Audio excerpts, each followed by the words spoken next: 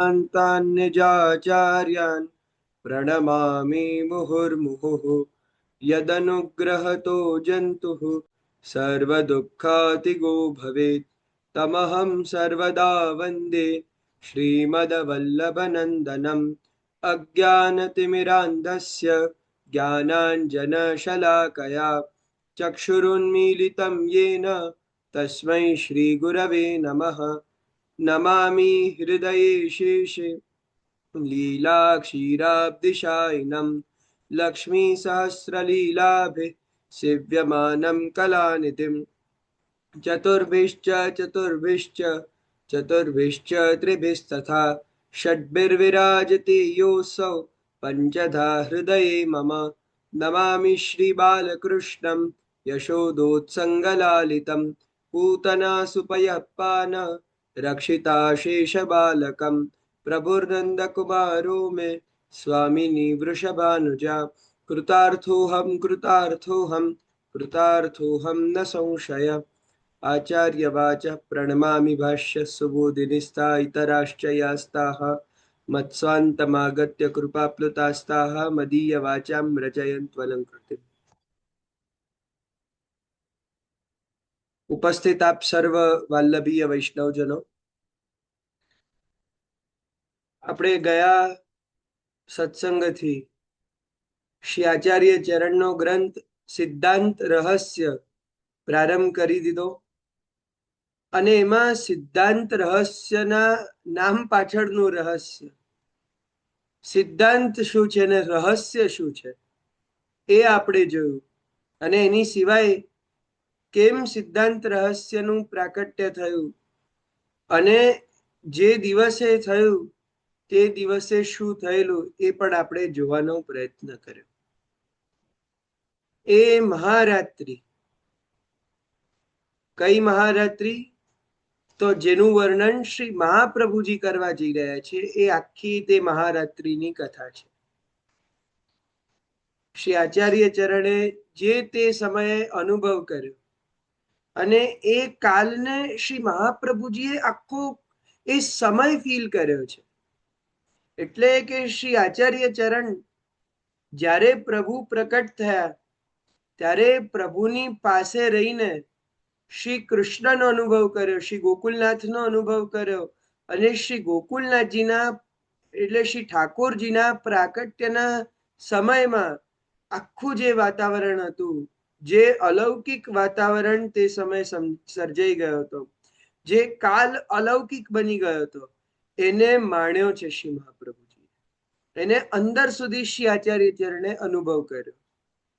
એને એ કાલની વાત, એ શ્રી આચાર્ય ચરણે જે અનુભવ કર્યો એની વાત અને આપશ્રીએ જે ભગવદ વાણીને શ્રવણ કરી અને એ કહી છે એની વાત આજે આપણે સિદ્ધાંત રહસ્ય ગ્રંથમાં સાંભળવાનો પ્રયત્ન કરીશું. હવે આ સિદ્ધાંત રહસ્ય ગ્રંથ પ્રારંભ થતા પહેલા એક બીજી વસ્તુ પણ આપણે સમજવી પડશે કે સિદ્ધાંત રહસ્યને સમજવા માટે આપણો જે પર્સપેક્ટિવ છે, આપણી જે સમજ છે એ આપણી દમલાજી જેવી હોવી જોઈએ. જો એક વાત યાદ રાખજો કે જ્યારે પણ ભગવદ વાણીને સમજો, જ્યારે પણ આચાર્ય વાણીનું પહેલી વારમાં પઠન કરો ત્યારે શ્રી દામોદરદાસ સરસાનીજીના શબ્દો યાદ કરવાના કે જરા શૂન્યો પર સમજો નહીં. એનું કારણ શું છે?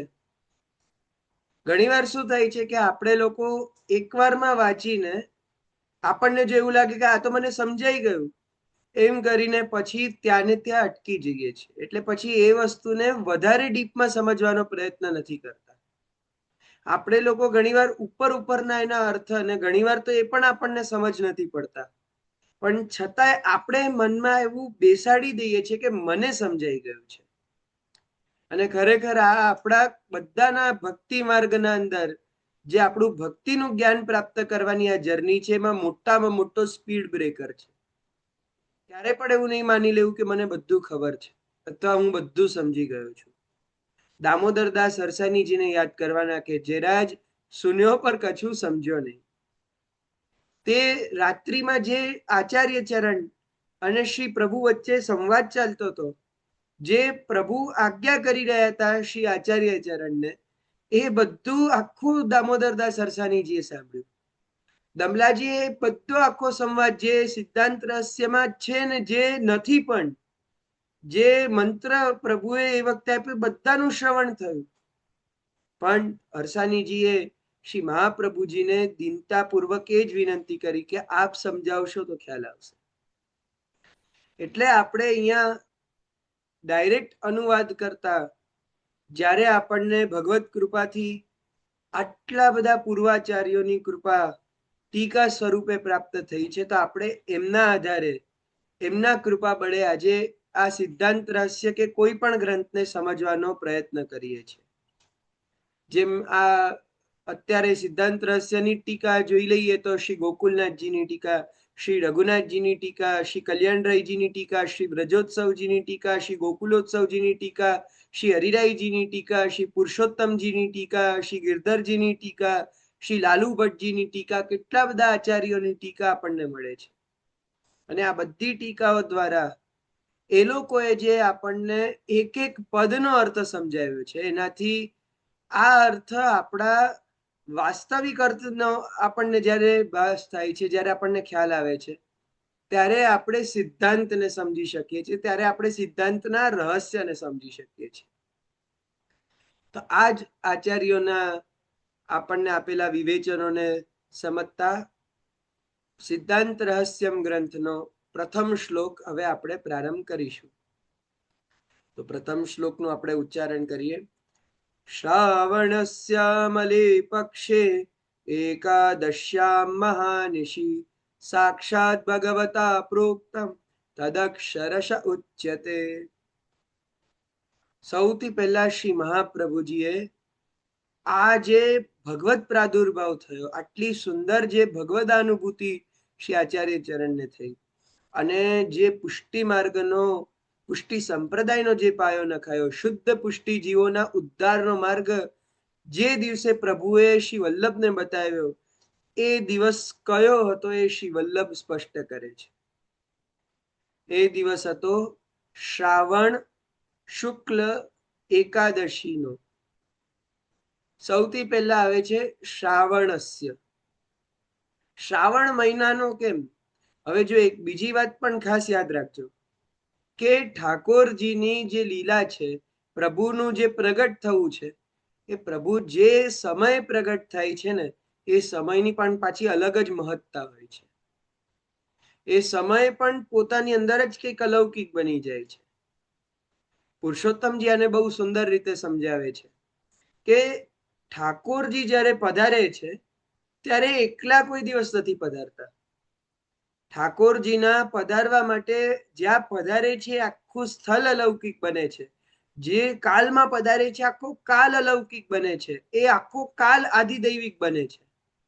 પ્રભુ જે વ્રજમાં પધાર્યા એ વ્રજ જેવું તેવું નથી. એ વ્રજ સામાન્ય તીર્થ માત્ર પણ નથી. એ વ્રજ સાક્ષાત આધિદૈવિક સ્વરૂપ છે. એ વ્રજના અંદર સાક્ષાત એ તત્વ બિરાજમાન છે. એટલે પ્રભુ એ વ્રજમાં પ્રગટ થયા. એ પ્રભુના પધારવાના પ્રયોજનથી એ વ્રજ આવું થયું છે. એવી રીતના પ્રભુ જે કાલમાં પ્રગટ થયા, પ્રભુનો પ્રગટ થવાનો કાલ કયો? તો વ્રજ ભાદ્રપદ કૃષ્ણ અષ્ટમી, એટલે આપણા ગુજરાતનો તો શ્રાવણ જ છે. એટલે આપણા અહીંના જે ગુજરાત, મહારાષ્ટ્ર ઇત્યાદિ જ્યાં પહેલા શુક્લ પક્ષ આવે પછી કૃષ્ણ પક્ષ આવે, એટલે આપણે બધા જન્માષ્ટમી શ્રાવણ મહિનામાં માનીએ. તો આપણે આ હિસાબે જો ગણીએ તો શ્રાવણ મહિનો પાછો એ જ મહિનો કે જેમાં ભગવત પ્રાદુર્ભાવ થયો. તો એ દિવસ હતો જ્યારે એ આખો, જ્યારે કાલની સ્થિતિ હતી, ત્યારે જન્મ પ્રકરણનો પહેલો શ્લોક અથ સર્વ ગુણોપેત કાલ પરમ શોભન. કાલને શોભિત કર્યો. કદાચ એ કાલ એવો શોભનીય પહેલા નહીં હોય, કારણ કે ઠાકોરજીને પહેલેથી શોભનીય કાલની કોઈ એવી આવશ્યકતા છે જ નહીં. પ્રભુના પધારવાથી એ કાલ ગમે તેવો ગણાતો હશે, એ પરમ શોભિત બની જશે. એ કાલ એટલે વિચાર કરો, એ સમયમાં એક તો ભાદરવાનો મહિનો, ઉપરથી પાછો કૃષ્ણ પક્ષ એટલે અંધાર્યું પક્ષ, એની અંદર પણ પાછો પ્રભુનું પ્રાકટ્ય દિવસમાં નહીં રાત્રિના થાય. આવા સમયમાં પ્રભુનું પ્રાકટ્ય, આઠે ભાદો કી અંધિયારી. હવે એટલો કઈ ઉત્તમ સમય માનવામાં નથી આવતો, છતાંય એ કાલમાં સાક્ષાત પરમ કાષ્ઠાપન્ન પૂર્ણ પુરુષોત્તમ ભગવાન શ્રી કૃષ્ણએ જન્મ લીધો. એટલે એ કાલ જે ઉત્તમ નહોતો માનવામાં આવતો એ સર્વોત્તમ બની ગયો. એ દિવસથી પછી ઉપર કોઈ બીજો દિવસ જ એક ભક્તના જીવનમાં નહીં રહ્યો, કારણ કે એ પોતાના પ્રભુનો પ્રાગટ્યનો દિવસ છે. એટલે પ્રભુનો પ્રાદુર્ભાવ જ કાલને શોભિત કરે છે. અહીંયા પાછા પ્રભુના પ્રાદુર્ભાવ વખતે પણ આખો કાલ અલૌકિક થઈ ગયો છે. એમાં શ્રી મહાપ્રભુજી એક એક પક્ષને વિષય પ્રમાણે બતાવે છે. જો સમજો આ પ્રભુએ કેટલું સુંદર સમય પોતે નક્કી કર્યો, કેટલું સુંદર આ લીલાનો આખું કહીએ ને કે જે આપણે સમજીએ, કદાચ કોઇન્સિડન્સ કોઈ માનતા હોય તો અગર એવું પણ ગણો તો પણ આનાથી બેસ્ટ કોઇન્સિડન્સ ન થઈ શકે. જો કે આ છે નહીં. આ ભગવદ લીલા એટલી બધી ફિક્સ્ડ હતી કે એનો આખો સંદર્ભ જ બ્રહ્મ સંબંધ સાથે ને દોષ નિવૃત્તિ સાથે જોડાય છે. શ્રાવણ મહિનો, શ્રાવણ મહિનો કેમ? કારણ કે આમાં શ્રવણ નક્ષત્ર છે, અને શ્રવણ નક્ષત્રને શ્રી ગોકુલનાથજી કહે છે કે એ વૈષ્ણવ નક્ષત્ર છે, એ વિષ્ણુનો નક્ષત્ર છે. એટલે ભગવત સંબંધી કાર્ય માટે, ભગવત પ્રાપ્તિના માર્ગને ઉજાગર કરવા માટે સારામાં સારો મહિનો કોઈ હતો તો એ શ્રાવણ મહિનો જ હતો. અને એ શ્રાવણ મહિનામાં પક્ષ કયું, પખવાડિયું કયું? તો અમલે પક્ષ. જો બે પખવાડિયા, બે પક્ષ આવે દરેક મહિનામાં, એક શુક્લ પક્ષ અને એક કૃષ્ણ પક્ષ. શુક્લ પક્ષને આપણે સુદ કહીએ, કૃષ્ણ પક્ષને આપણે વદ કહીએ. હવે આ અહીંયા જે અમલ પક્ષ કીધો, અમલ પક્ષનો અર્થ થાય છે શુક્લ પક્ષ એટલે સુદ. આમાં એક પ્રશ્ન થાય છે કે મહાપ્રભુજી અમલે પક્ષે કેમ બોલ્યા, શુક્લ પક્ષે કેમ નથી બોલ્યા? તેનું કારણ એ છે કે આ પક્ષ અમલ એટલે દોષ રહિત પક્ષ છે. જે આપણે પહેલા શું વાત કરેલી કે શુક્લ પક્ષ અને કૃષ્ણ પક્ષથી શ્રેષ્ઠ માનવામાં આવે છે. સુદ વધ કરતા શ્રેષ્ઠ છે. એનું કારણ શું કે એ શુક્લ છે એટલે એમાં ચંદ્રમાં પૂર્ણ થતો જાય છે, પૂર્ણિમા તરફ વધે છે, જ્યારે પેલું અમાવસ્યા તમ તરફ વધે છે. છતાંય ભગવાનનો પ્રાદુર્ભાવ થયો એટલે પ્રભુએ જ એ પક્ષને શોભિત કર્યો. પણ છતાંય જ્યારે જ્ઞાન પ્રાપ્તિની વાત છે, પ્રકાશના માર્ગની વાત છે, ત્યારે અમલ પક્ષ, અમલ વર્ડનો જ અર્થ શું થાય? મલ એટલે દોષ અહીંયા આ સંદર્ભમાં, અને અમલ એટલે જાય ન હોય એટલે નિર્મલ.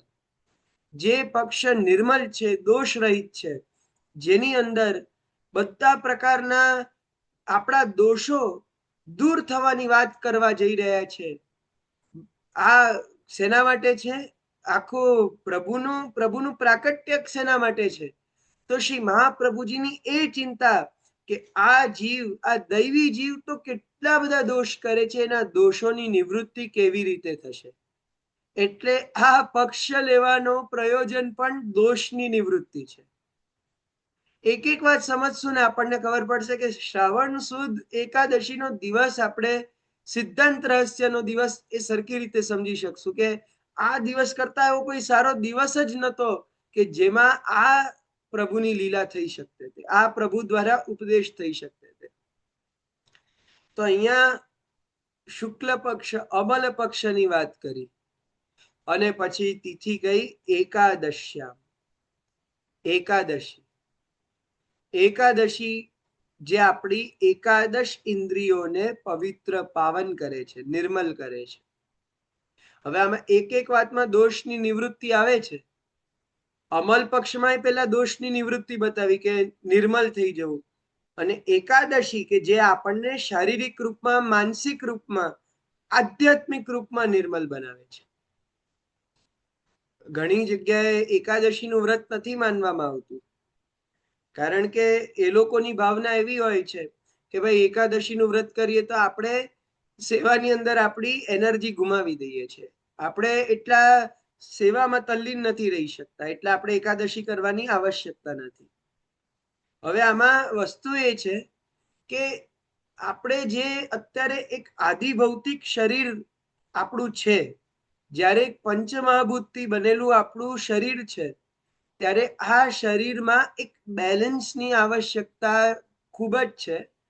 એક આપણા શરીરને જો પ્રભુની સેવા કરવા માટેનું એક સાહિત્ય વિચારીને પણ ચાલીએ, પ્રભુની સેવાના ઉપયોગમાં આવતી એક વસ્તુ તરીકે પણ વિચારીએ, તો આ આપણા શરીર રૂપી ઉપકરણને બહુ બેલેન્સ કરીને એને પ્રોપર જે રીતના એના અંદર ઉર્જા વધે, એનામાં શક્તિ વધે કે પ્રભુની એક એક સેવા કરી શકે, એના મનમાં ભાવ વધે, એવી રીતે શરીરને ઘડવાની બહુ આવશ્યકતા છે.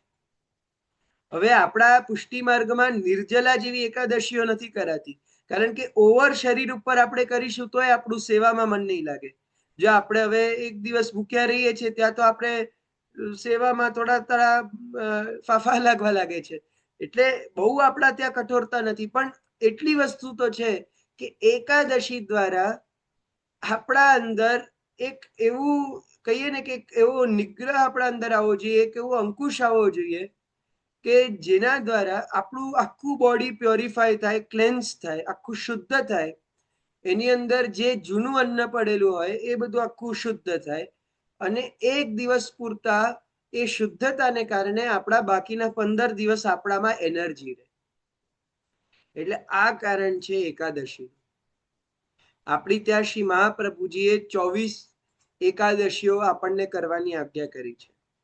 આ વ્રત પણ કરવાની 4 જયંતીમાં આજ્ઞા કરી છે. એટલે આપણી ત્યાં આપણે ઉત્સાહ ઘટાડનાર નહીં, પણ એકાદશીના વ્રતને ઉત્સાહ વધારનાર માનીએ છીએ. ઉત્સાહમાં આમાં કમી નથી આવતી, આમાં વૃદ્ધિ થાય છે. એટલે ક્યારેક આ વસ્તુ જોજો, ઘણીવાર એવું થાય કે ઓવર ઇટિંગ કરીએ, બહુ જ ખવાઈ જાય, ત્યારે પણ પાછું સેવામાં મન ન લાગે, આલસ્ય આપણા અંદર આવી જાય, ત્યારે આપણને ઊંઘ આવવા લાગે, કારણ કે આપણા શરીરમાં એ બધું ભોજન ખૂબ એટલું બધું પડેલું છે કે આપણે આપણા મનને પણ નિર્મલ નથી રાખી શકતા. જો આપણું શરીર જેટલું નિર્મલ હશે, એટલું આપણું મન, એટલું આપણું ચિત્ત નિર્મલ થશે. એટલે આ એકાદશી આપણા 11 ઇન્દ્રિયોને, 11 ઇન્દ્રિયો 5, જ્ઞાનેન્દ્રિયો 5, કર્મેન્દ્રિયોને 1 મન, એ બધાને નિર્મલ કરે છે. અને એકાદશીની તિથિને વૈષ્ણવ તિથિ માનવામાં આવી છે. તો એ એકાદશીનો આ શુભ પાવન સમય, અને એમાં પણ મધ્યરાત્રિ હોવાનું કારણ શું?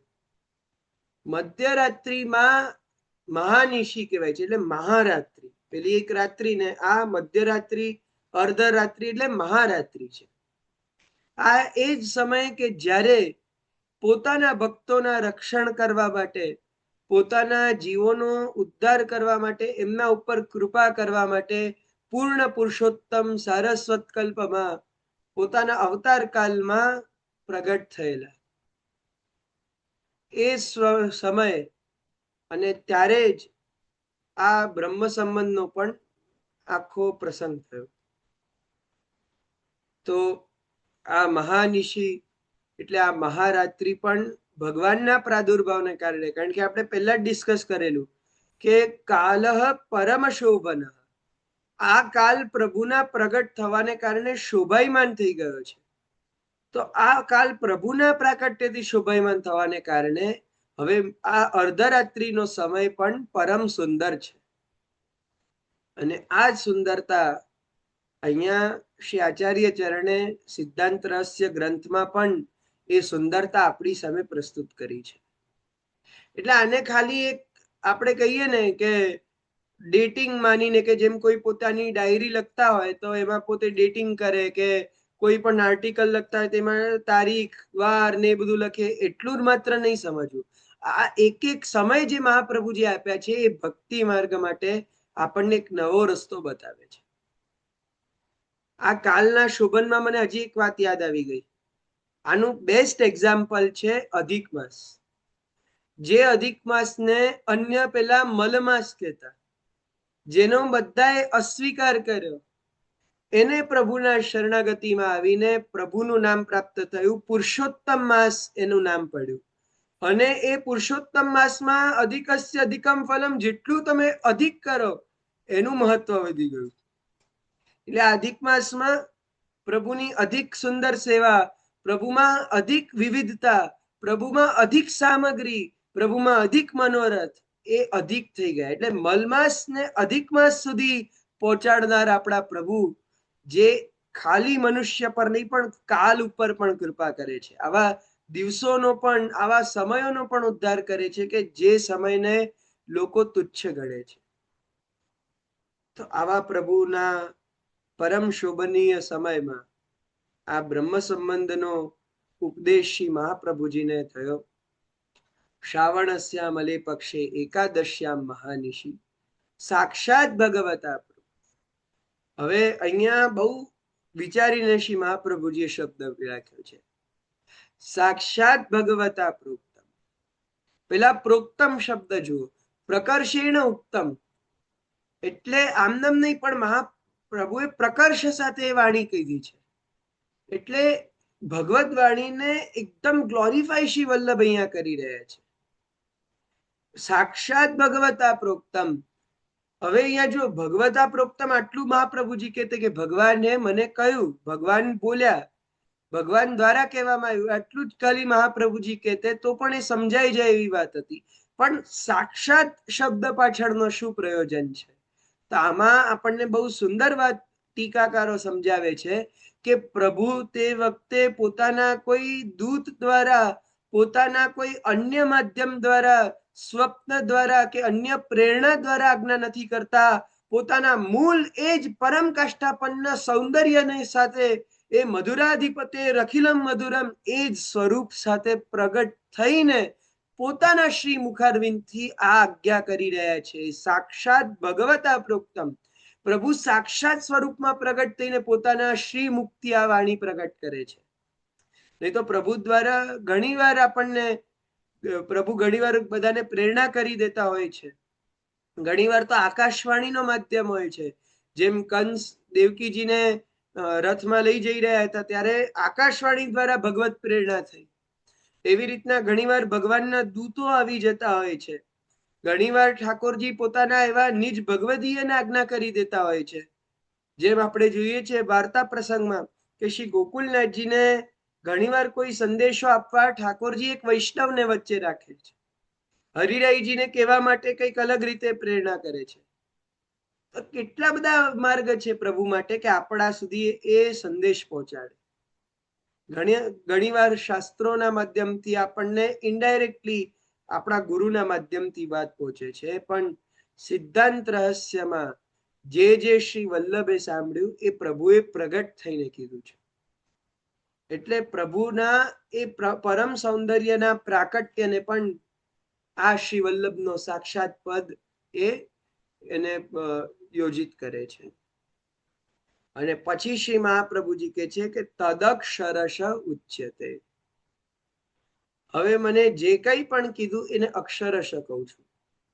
હવે શ્રી લાલુ ભટ્ટજી આમાં બે અર્થ કહે છે. હવે જો આપણે, કારણ કે શ્રાવણ શુક્લ એકાદશીની રાત્રિના તમે પણ હાજર નહોતા ને હું પણ હાજર નહોતો, એટલે આપણને કોઈને ખબર તો હોય ને કે આમાં કેવી રીતે થયું છે. પણ લાલુ ભટ્ટજી બે વાત કહે છે કે બે રીતનો આ કન્વર્ઝેશન હોય એ એવું સમજવું. બે રીતના પ્રભુના ઉદ્દેશને સિદ્ધાંત રહસ્યમાં સમજવું. પહેલું કે ભગવાન જેટલું બોલ્યા એનો અર્થ શ્રી મહાપ્રભુજીએ સિદ્ધાંત રહસ્યમાં કીધો છે. એટલે આ પહેલા શ્લોક પછી બાકીના જેટલા 7.5 શ્લોકો છે એ બધા શ્લોકોમાં પ્રભુએ જે કીધું એમનો અર્થ અથવા એમનો સારાંશ કાઢીને શ્રી મહાપ્રભુજીએ ત્યાં આપણને સમજાવ્યું છે. આ પહેલી વાત છે. અને બીજી વાત એ છે કે જેટલા વચનો છે એ એક પણ ફેરફાર વગર જે ઠાકોરજી બોલેલા as it is Shri Mahaprabhuji કીધા છે. અને એ પણ શ્લોકના ફોર્મેટમાં. કારણ કે કદાચ એવું પણ બની શકે કે ઠાકોરજી તો ગદ્ય ફોર્મેટમાં, એટલે એક પેરેગ્રાફના ફોર્મેટમાં બોલ્યા હોય, અને પછી શ્લોકબદ્ધ શ્રી મહાપ્રભુજી કર્યું હોય એવું પણ સંભવ છે. અને એક પોસિબિલિટી એ પણ છે કે જે ઠાકોરજી બોલ્યા એઝ ઇટ ઇઝ એ શ્લોક ના જ મેનરથી બોલ્યા અને શ્લોક એ જ રીતના બેઠા શ્રી મહાપ્રભુજીએ સિદ્ધાંત રહસ્યમાં કીધા છે. તો આ બંને બની શકે છે. હવે તો એ તો શ્રી મહાપ્રભુજી જ જાણે અને શ્રી ઠાકોરજી જાણે, પણ એટલી વસ્તુ તો છે કે ભગવદ આજ્ઞા અહીંયા સાક્ષાત પ્રગટ આપણી સામે થાય છે. અહીંયા સિદ્ધાંત રહસ્યને આપણા ઘણા ટીકાકારો ભાગવત ગ્રંથ કહે છે. આ શબ્દ સાંભળીને ઘણો આશ્ચર્ય થશે કે ભાગવત ગ્રંથ.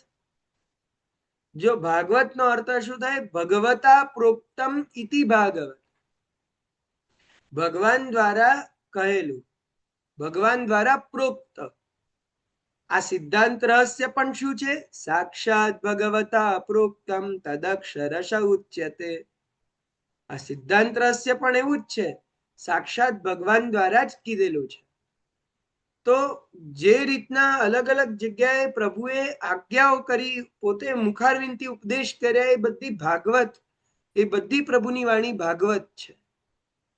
હવે અહીંયા શબ્દ રૂઢ નથી, એ તમે સમજો. અહીંયા પુરાણના અર્થમાં નથી, પણ અહીંયા ભાગવત એ અર્થ ભગવાનની વાણીના અર્થમાં છે. જેમ આપણી ત્યાં તો ઘણી વાર ભગવાનના પરમ ભક્તોને પણ ભાગવત કહેવામાં આવ્યા છે. તો ભાગવત અહીંયા એ રૂઢ શબ્દમાં નહીં લેતા, પુરાણ અર્થમાં નહીં લેતા. તો ભાગવત અહીંયા હોવાનો એ જ અર્થ છે કે પ્રભુ પોતાના સ્વમુખેથી આજ્ઞા કરે છે. એટલે એક રીતે સમજો તો આ ગ્રંથ વેદ ઉપનિષદ તુલ્ય છે. જેમ ગીતાજીને શું કહીએ છીએ? ઇતિ શ્રીમદ ભગવદ ગીતા સુપનિષદ સુ, ઉપનિષદ માનવામાં આવે છે. એવી રીતના આ પણ સિદ્ધાંત રહસ્ય, કારણ કે ભગવદ વાણી છે. પણ અહીંયા વસ્તુ એ છે કે અહીંયા ગીતાજીની જેમ દરેક અલગ અલગ અધિકારીની વાત નથી કરી, અહીંયા દરેક જણાની વાત નથી કરી. જેમ ગીતાજીમાં દૈવી માર્ગ પણ બતાવ્યો, આસુરી માર્ગ બતાવ્યો, બંનેનું વર્ણન કર્યું, ઘણું બધું કર્યું. પણ સિદ્ધાંત રહસ્ય કેવલ ને કેવલ પુષ્ટિ જીવને જ ઉપદેશ આપે છે. પુષ્ટિ જીવને જ માર્ગ અહીંયા સિદ્ધાંત રહસ્ય દેખાડે છે. એટલા માટે અહીંયા બતાવવામાં આવ્યું છે કે ભગવાન દ્વારા પ્રકટિત માર્ગ એ કેવી રીતના દૈવી જીવોનો ઉદ્ધાર કરે છે. આ જો આ ચિંતામાં હજી એક વાત શ્રી ગોકુલનાથજી આપણને સમજાવે છે. આપણે જો હજી બ્રહ્મ સંબંધ વસ્તુ તરફ આગળ જઈએ એ પહેલા આ સમજી લેવું બહુ આવશ્યક છે કે કેવી રીતના આ વિચાર, આ ચિંતા શ્રી વલ્લભના મનમાં આવી. ગોકુલનાથજી આમાં સમજાવે છે કે પૂજા માર્ગ હોય છે, જે મર્યાદા માર્ગીય પૂજા વિધિ છે. એ પૂજા વિધિના અંદર પાપ નું પ્રાયશ્ચિત અથવા તો આપણા દોષો દૂર કરવાની એક વિધિ હોય છે. પૂજામાં ભૂમિ શુદ્ધિ હોય છે, દેહની શુદ્ધિ હોય છે, ઘણી બધી પ્રકારની શુદ્ધિ હોય છે કે જેનાથી દોષ દૂર થાય. ઘણી બધી એવી પૂજા હોય છે કે જે દોષને દૂર કરે. આજે વિચારો, પૂજામાં તો એવું છે કે તમે પૂજાની સ્થળી ઉપર, જ્યાં પૂજા થવાની હોય એ પૂજાવાળી જગ્યા ઉપર પણ બેસીને પૂજા કરો, તેની પહેલા એ સ્થળની શુદ્ધિ કરવી પડે છે. એટલે પૂજાનું સ્થાન પણ ઘણીવાર અશુદ્ધ થઈ શકે છે. એ અશુદ્ધિ એની અંદર પણ આવે છે. પૂજા માર્ગમાં પણ ઘણી બધી પ્રકારની અશુદ્ધિઓ હોય છે, અને એ બધી અશુદ્ધિઓના નિવારણ માટે રસ્તાઓ બતાવવામાં આવ્યા છે કે આ કરશો તો આ તમારી અશુદ્ધિ દૂર થશે. જે 5 પ્રકારના દોષો હવે આપણે આગળ જોવા જવાના છે. સિદ્ધાંત રહસ્યમાં આપણે આગળ 5 પ્રકારના દોષો જોઈશું. તે 5 પ્રકારના દોષો પૂજા માર્ગમાં પણ નડે છે. આ તો ભક્તિ માર્ગ આપણી અલગ જ વાત છે, ભક્તિ માર્ગ વિષયની, પણ પૂજા માર્ગમાં પણ આ બધી વસ્તુ લાગુ પડે છે. પણ પૂજા માર્ગમાં જેમ હમણાં આપણે જોયું કે શુદ્ધિ દ્વારા, એવા સર્ટન મંત્રો દ્વારા, એવા શુદ્ધિના પ્રકારો દ્વારા આખા ક્રમની શુદ્ધિ થઈ જાય. જે નિત્ય કર્મ કરવામાં આવે, યજ્ઞ કરવામાં આવે, તે બધામાં કઈક શુદ્ધિ બતાવેલી છે કે જેનાથી એ દોષો દૂર થાય.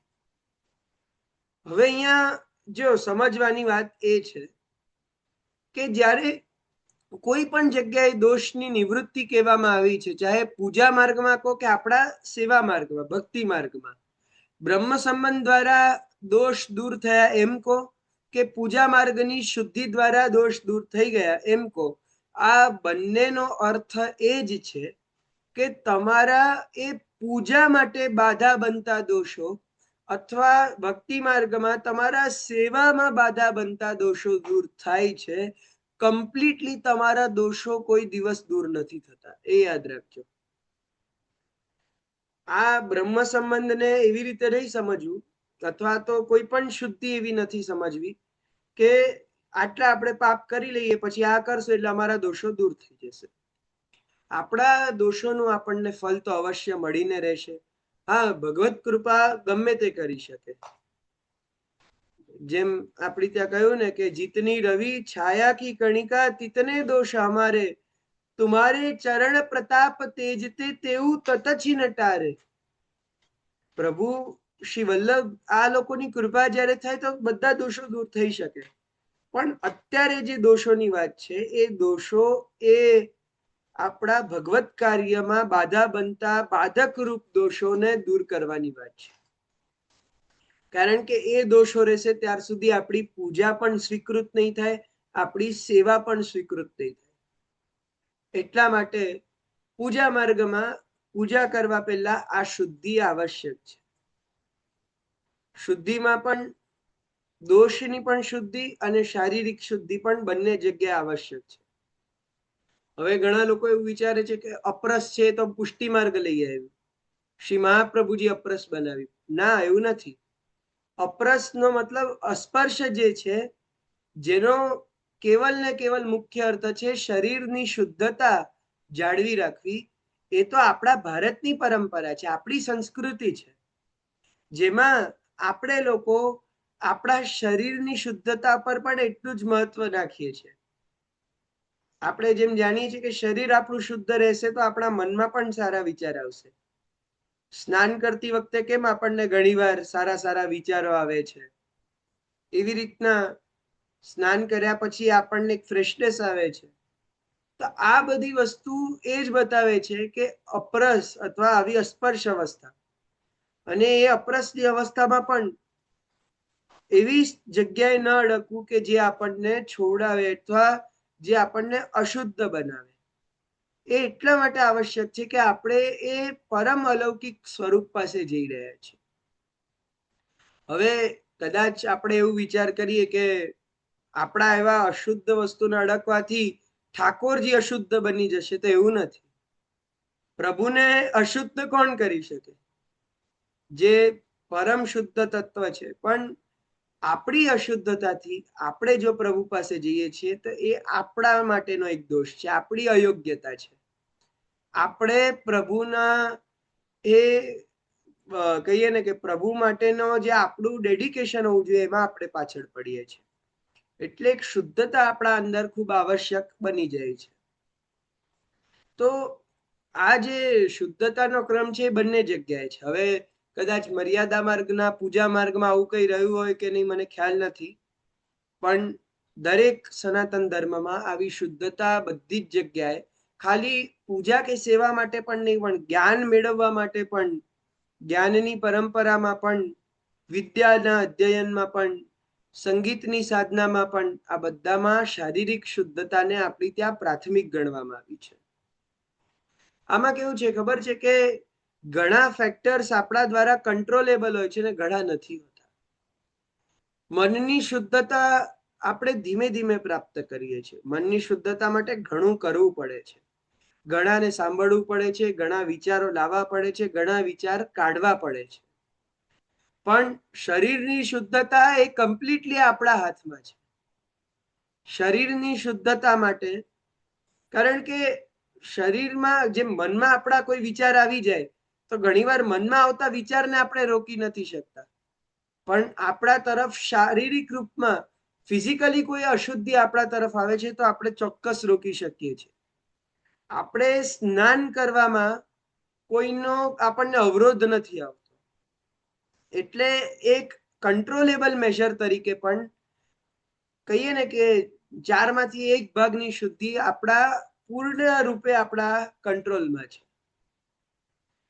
તો આ એક વાત થઈ. પણ બીજી મોટી વાત કે દોષ દ્વારા, દોષની નિવૃત્તિ, એના દ્વારા શુદ્ધિ, તો એની પણ જ્યારે આપણે વાત કરીએ છીએ દોષની નિવૃત્તિની, એ પરમ શુદ્ધિની, ત્યારે પણ આ મર્યાદા માર્ગના અંદર આ બધા પ્રકારો હોય છે અને એ પ્રકારો દ્વારા શુદ્ધ થવાય છે.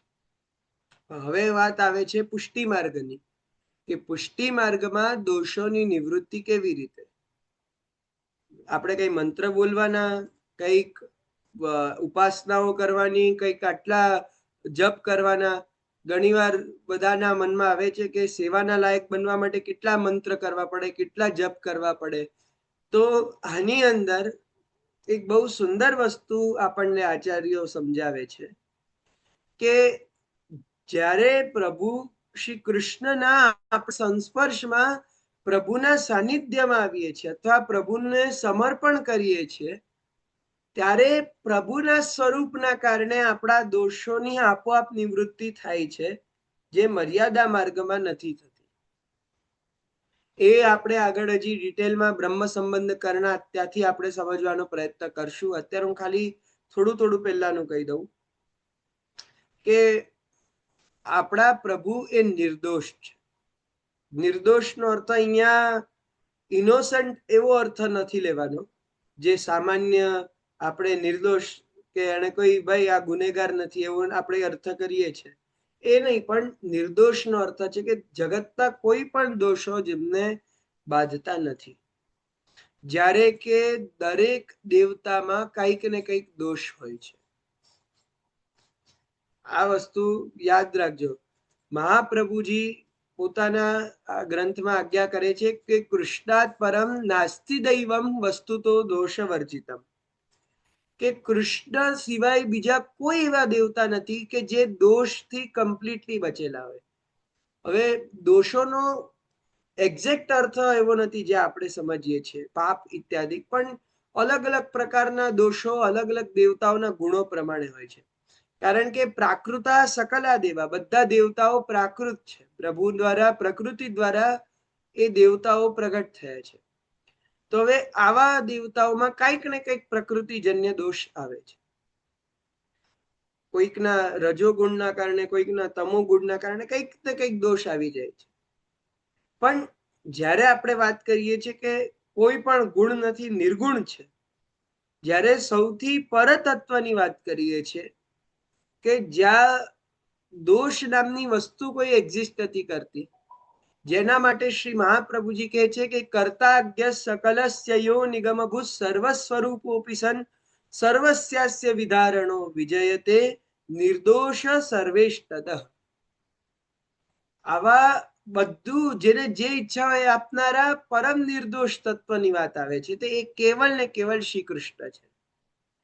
એટલે શું થાય છે કે જ્યારે આપણે કોઈ પણ પૂજા માર્ગમાં જઈએ છીએ, ત્યારે કૃષ્ણની જ્યારે આપણે પૂજા પણ કરીએ છીએ, ત્યારે વિષ્ણુની પૂજા કરીએ છીએ, ત્યારે પ્રભુ મૂળ રૂપમાં નથી બિરાજતા, વિભૂતિ રૂપમાં બિરાજે છે. આ પણ આપણા આચાર્યો ક્લિયર કરે છે. યજ્ઞમાં પણ પ્રભુ એ વિભૂતિ રૂપમાં જ બિરાજે છે. વાસ્તવમાં પુરુષોત્તમના મૂળ સ્વરૂપની તો કેવલ ને કેવલ સેવા જ હોઈ શકે. કારણ કે મૂળ પુરુષોત્તમ કોઈ પણ વિધિથી બંધાયેલા નથી. આપણે પહેલા પણ જોયેલું કે મંત્રોપાસન વૈદિક તાંત્રિક દીક્ષાર્ચનાદિ વિધિભિર્ય અસ્પૃષ્ટો રમતે નિજ ભક્તેષુ સમેસ્તુ સર્વસ્વમ, કે મંત્ર ઉપાસના વૈદિક હોય, તાંત્રિક હોય, કોઈ પણ દીક્ષા હોય, અર્ચના હોય, આ બધાથી અસ્પૃષ્ટ જે બિરાજમાન છે એવા ભગવાન છે આપણા. એટલે કોઈ પણ મંત્રથી, કોઈ એવો મંત્ર નથી એટલો શક્તિશાળી કે જે મંત્રનો આવાહન કરવાથી એ દેવતાને પ્રગટ થવું જ પડે. એ શ્રી કૃષ્ણ એવા છે કે એમને કોઈ મંત્ર પકડીને બોલાવી નથી શકતું, કોઈ મંત્ર દ્વારા એમનું વિસર્જન નથી થઈ શકતું. એટલે આવા પરબ્રહ્મ તત્વને કેવલ ભાવથી સેવી શકે. બાકી દેવતાઓમાં તો કેવું હોય કે આવાહન હોય, પછી એ દેવતાનું પૂજન હોય, પાછા થોડા દિવસ થાય એટલે આપણે વિસર્જન કરીએ, સરસ્વતીજીનું હોય કે કોઈ પણ. તો આવી બધી વસ્તુ પ્રભુમાં નથી. પ્રભુ શ્રી કૃષ્ણ જે પરમ તત્વ છે એ આ બધી વસ્તુથી અસ્પૃષ્ટ રહીને કેવલ નિજ ભક્તોના પ્રેમ વચ્ચે ખેલી રહ્યા છે. તો એ પ્રેમપૂર્વક પૂજા ન થઈ શકે, સેવા જ થઈ શકે. તો એટલા માટે સેવા માર્ગ દ્વારા જે પ્રભુને આપણે પ્રાપ્ત કરીએ છીએ એ જ પ્રભુ નિર્દોષ છે. અને એટલા માટે જ્યારે સેવા માર્ગમાં આપણે એન્ટર કરીએ, જ્યારે આપણે પુષ્ટિ માર્ગમાં જઈએ અને જ્યારે આપણે સર્વસ્વનું સમર્પણ શ્રી ઠાકોરજીને કરીએ છીએ, ત્યારે એ કૃષ્ણને સમર્પિત થવા માત્રથી, કારણ કે કૃષ્ણને એકવાર સમર્પિત થઈ ગયા પછી આપણે કૃષ્ણના બની ગયા. અને જે દિવસે આપણે કૃષ્ણના બની ગયા પછી એ કૃષ્ણ નિર્દોષ હોવાને કારણે આપણા અંદરથી પણ સેવામાં બાધક થતા બધા દોષો દૂર થઈ જાય છે. એટલે આ વસ્તુ આપણને અહીં સમજવા મળે છે. તો આવતા સત્રમાં એટલે આવતીકાલે શનિવારના આપણે આગળ આ વિષયની ચર્ચા કરીશું અને આગળનો શ્લોક સમજવાનો પ્રયત્ન કરીશું.